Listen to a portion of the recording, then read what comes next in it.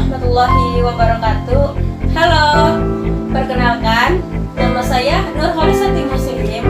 Saya mahasiswa semester 2, prodi saya Pendidikan Agama Islam, Fakultas Agama Islam, Universitas Muhammadiyah, Profesor Dr. Hamka atau disebut dengan UHAMKA.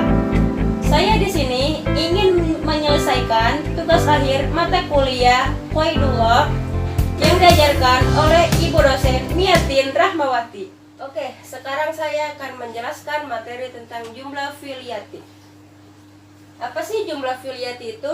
Jumlah fi'liyati adalah kalimat yang diawali dengan fi'il. Contohnya seperti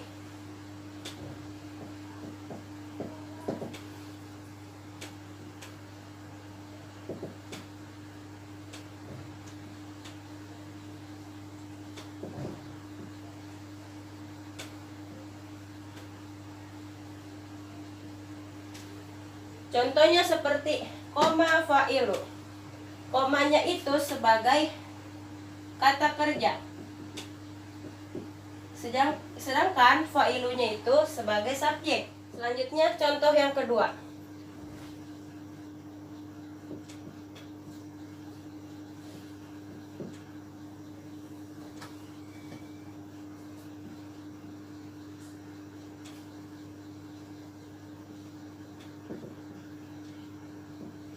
Contoh yang kedua, Zahaba Muhammad as-suqa.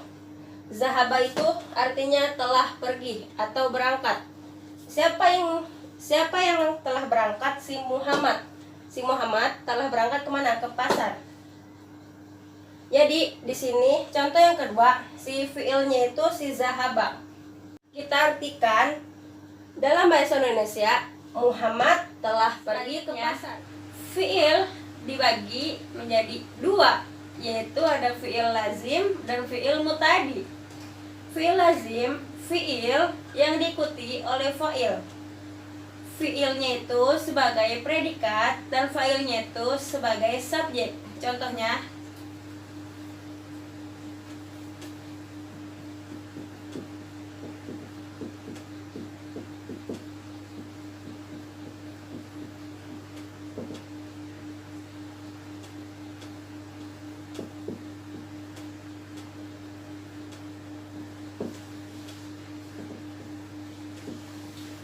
Contohnya seperti jalisa Zaid. Jalisanya itu sebagai predikat dan si Zaidnya itu sebagai subjek. Yang kedua, fi'il mutadi. Fi'il mutadi, fi'il diikuti fa'il ditambah maf'ul bih. Fi'ilnya itu predikat, fa'ilnya itu subjek, maf'ul bihnya itu sebagai objek. Contohnya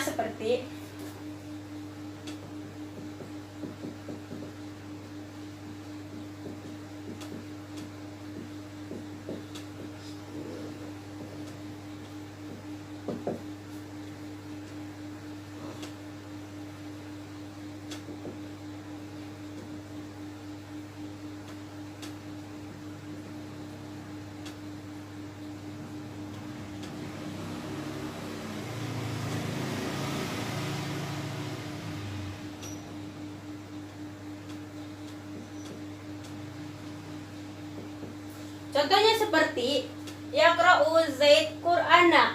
Yaqra'unya itu sebagai fi'il,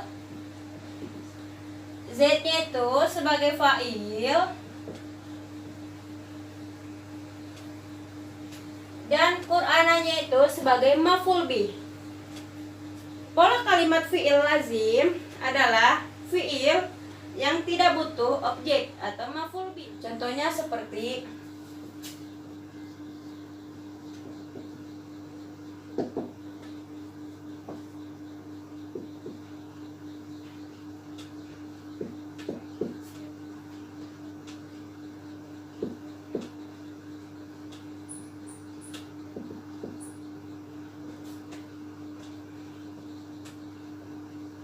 Zahaba Zaid. Kenapa demikian? Karena zahabanya ini atau subjeknya itu merupakan muzakkar. Dan apabila subjeknya itu muannas menjadi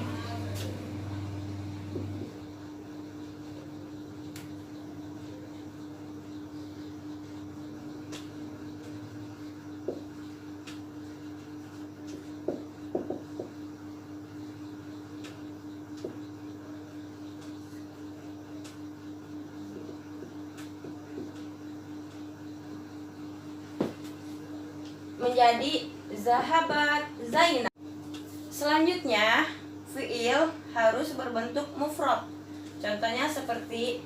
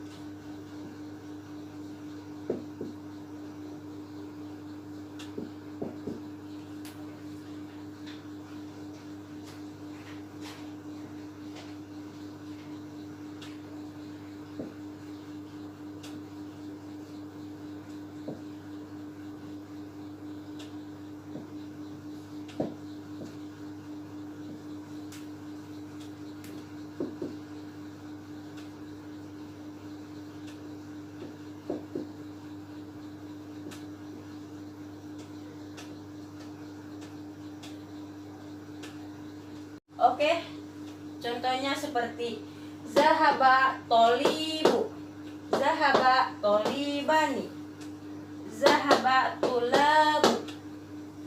Selanjutnya, fiil harus dalam keadaan mufrad atau rofa. Rofa adalah salah satu keadaan dalam sebuah kalimat. Mufrad ketika dalam keadaan rofa menjadi dommah. Contohnya seperti zahaba tolibu. Selanjutnya, muannas ketika dalam keadaan rofa menjadi alif. Contohnya seperti zahaba tolibani. Yang ketiga, kata jamak muzakkar salim ketika dalam keadaan rofa menjadi waw. Contohnya seperti zahabat tolibun. Kata jamak muannas salim ketika dalam keadaan rofa menjadi domah. Contohnya seperti zahabati tolibatu. Jamak taksir ketika dalam keadaan rofa menjadi domah. Contohnya seperti zahabat tulabu. Dan yang terakhir, kata isim yang 5 keadaannya ketika rofa menjadi waw. Contohnya seperti zahaba abuka. Supaya kita bisa hafal kaidah jumlah fi'liyah atau fi'il lazim, ingat, fira dan fara itu manis. Firanya itu fiilnya harus mufrad. Fara fiilnya itu harus rofa dan manis. Fiil dan fa'ilnya itu harus sama jenisnya. Selanjutnya, saya akan menjelaskan materi tentang jumlah ismiyah. Apa sih jumlah ismiyah itu? Jumlah ismiyah yaitu kalimat yang didahului oleh isim. Pola pikir jumlah ismiyah yaitu isim diikuti isim.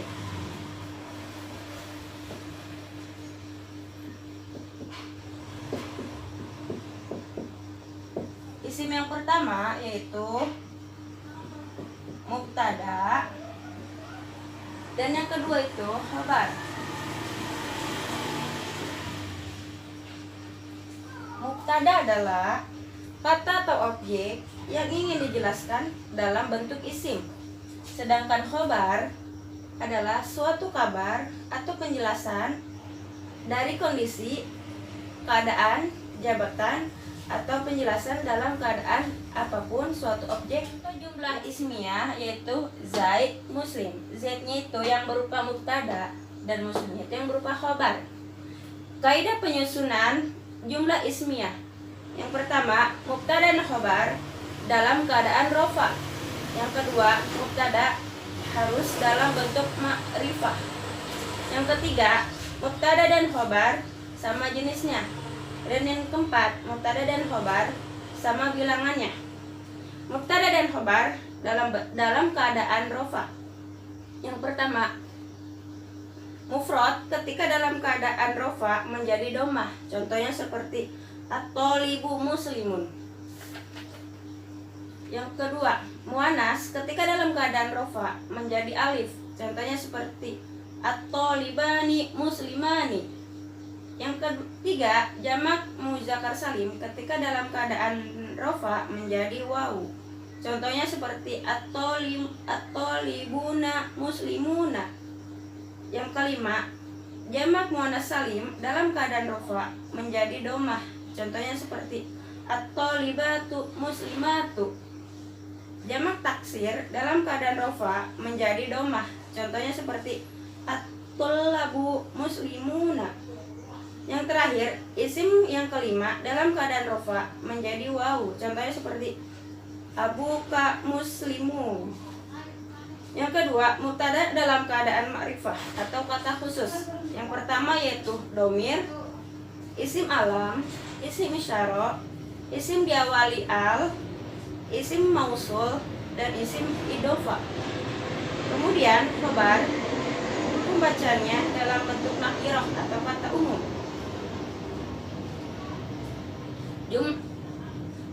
Contoh jumlah ismiyah. Zahaba kitabun. Zahabanya itu yang berupa mubtada dan kitabunnya itu yang berupa khobar. Artinya ini adalah buku. Kenapa demikian? Karena kata mubtada merupakan isim isyarah atau isim isyarah merupakan ma'rifah. Sedangkan khobar merupakan nakirah karena tidak diikuti himbuhan alif lam atau al sehingga memenuhi syarat jumlah isim. Kemudian apabila mubtada dan khobar harus sama jenisnya. Contohnya seperti untuk jumlah mufrad dalam keadaan muzakkar seperti at-thalibu muslimun. Dalam keadaan muannas seperti at-thalibatu muslimatu. Apabila muannas dalam keadaan muzakkar seperti at-thalibani muslimani. Dalam keadaan muannas seperti at-thalibatani muslimatani. Supaya kita bisa menghafal kaidah mubtada dan khobar, ingat kata madu manis dari Malang. Madunya itu yang berupa marfu keduanya, manis, mubtada dan khobar sama jenisnya.